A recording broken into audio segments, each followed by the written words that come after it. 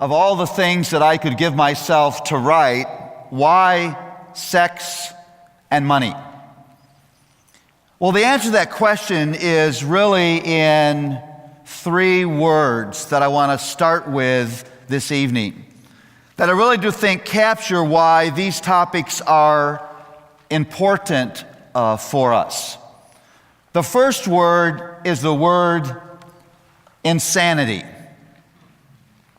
In case you don't know it, we've gone crazy when it comes to these 2 areas.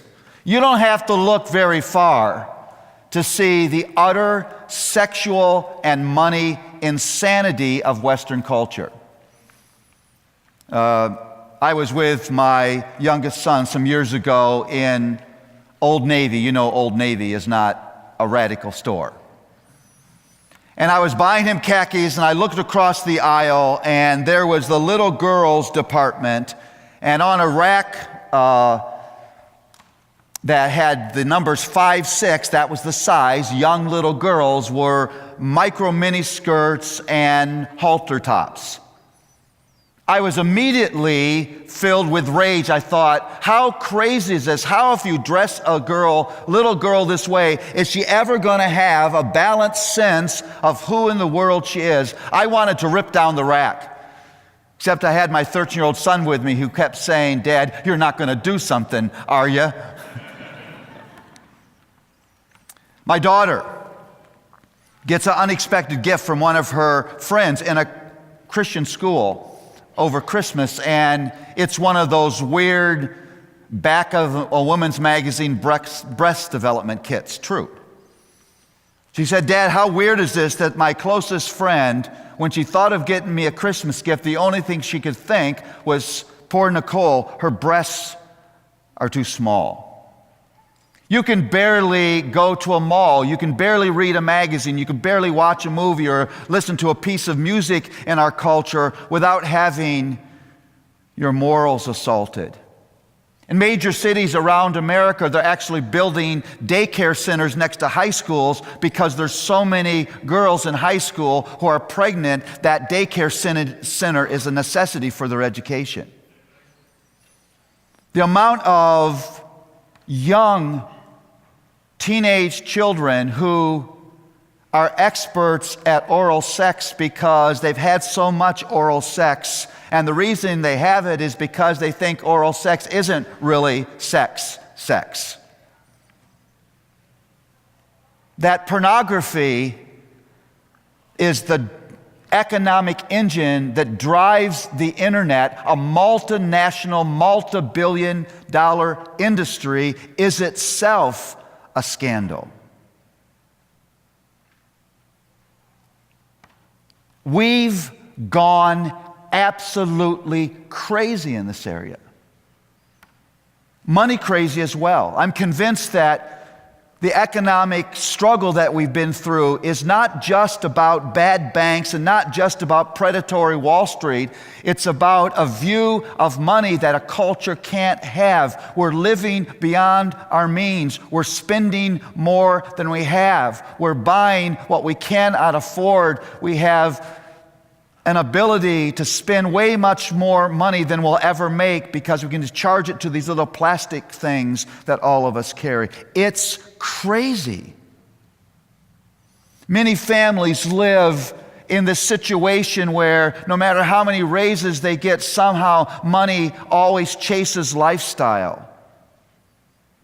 And they live in this constant dance with debt, just a couple paychecks away from disaster.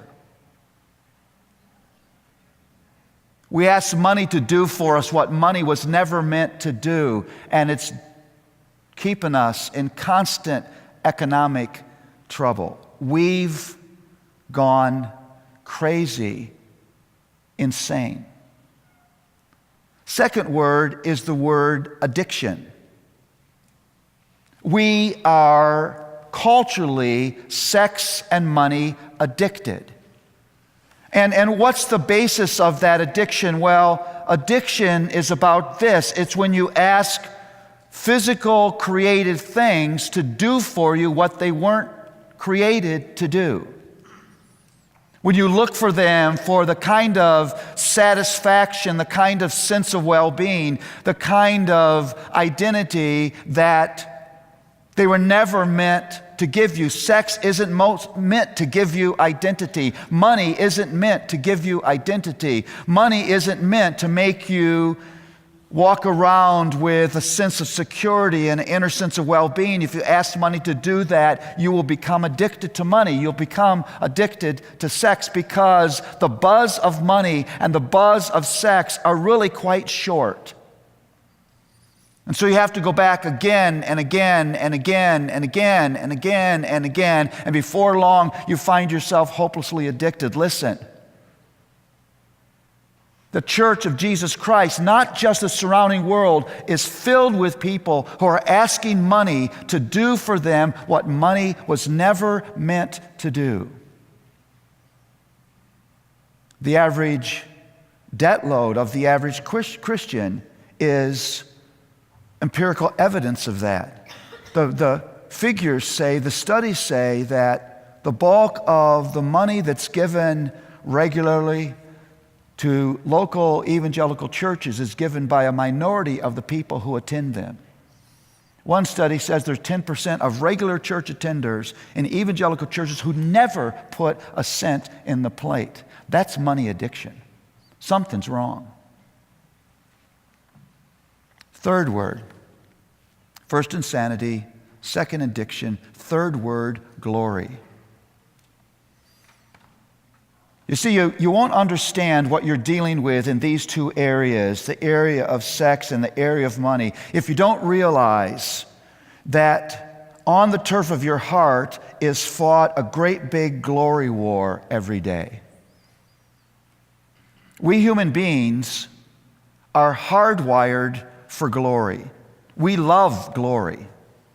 That's why we like the 7-layer mousse cake, the triple overtime NBA game, the great painting, the great piece of music, the hysterical movie, the dramatic play. We're hardwired for glory. We want glory in our lives, and God has created a world that's full of glory. But hear this, all of those physical created glories are actually sign glories. What that means is they're not to be the glory that we live for. All physical created glories are meant to be one big finger that points to the one glory that alone has the ability to satisfy your heart, the glory of God.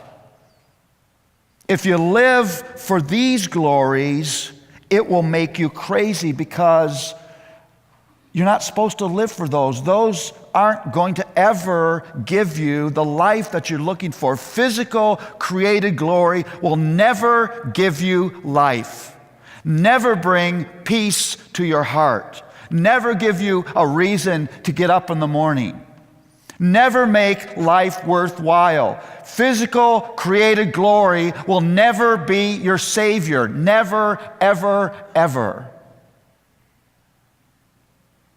And what we're doing is, with money, we're trying to purchase life. You can't purchase life with money. I hear people saying all the time, if only I had, if only I could experience, if only I could possess, thinking that somehow if they had the next thing, they'd finally become satisfied. It will never happen. The physical created glory is meant to point you to the one who alone is able, in stunning glory, to finally give your heart rest and peace and life. And that war for glory lives in your heart. When you look back on a good week and you say, that was a great week, why would you say that? What did you get that week? What did you experience that week that would make you say, what a great week? If I could just have another week like that one. What was it? What was it? We're insane. You can see the insanity everywhere. We're addicted, in debt, and in bondage. And it's because we've gotten glory wrong. And as long as we have glory wrong, we'll ask the creation to do for us what the creation can never, ever do.